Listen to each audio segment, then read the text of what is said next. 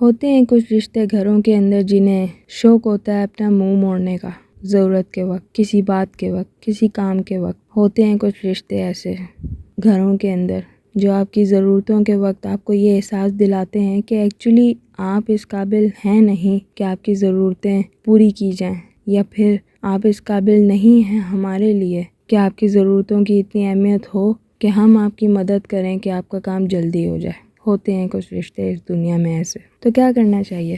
رونا چاہیے۔ کتنا؟ کب تک اور کیوں؟ بالکل رونا چاہیے۔ رونا آتا ہے، کام نہ ہونے کا رونا نہیں آتا، رونا آتا ہے رشتوں کی بے حسی کا، رونا آتا ہے رشتوں کے مر جانے کا۔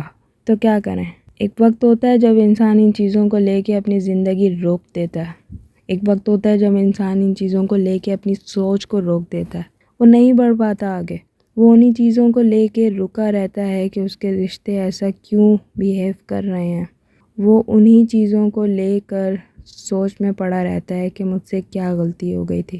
اور حقیقت یہ ہے کہ جو رشتے ایسا کرتے ہیں وہ اصل میں اپنی زندگی ہی جی رہے ہوتے ہیں جس میں ہمیں اپنا حصہ چاہیے ہوتا ہے، لیکن وہ ہمارے لیے نہیں ہوتا، اور اس کی کیا وجہ ہے میں نہیں جانتی۔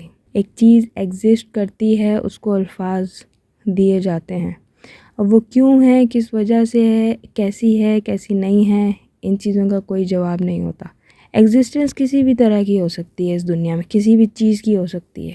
آپ لوگ دیکھ سکتے ہیں اپنے ارد گرد سوشل نیٹ ورکس کے اوپر، اور ایون ان یور لائف آپ لوگ دیکھ سکتے ہیں کہ الفاظ، تصویریں، ویڈیوز، ان کا ایک بہتا ہوا سمندر ہے جو آپ کو مل جائے گا صرف ایک چھوٹے سے موبائل کے اوپر۔ یہ سب ایگزسٹ کرتی ہیں، یہ سب نظر آتی ہیں۔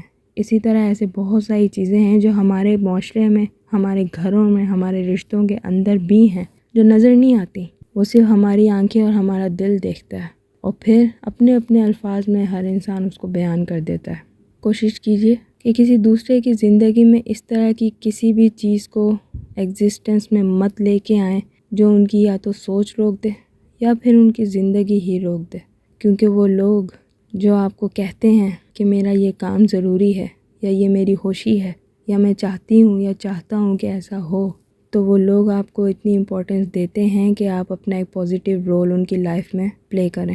کوشش کریں کہ ان چیزوں کو سمجھیں تاکہ آپ کے گھر کے کسی فرد کو کسی سائیکیٹرسٹ کے پاس جانے کی ضرورت نہ پڑے۔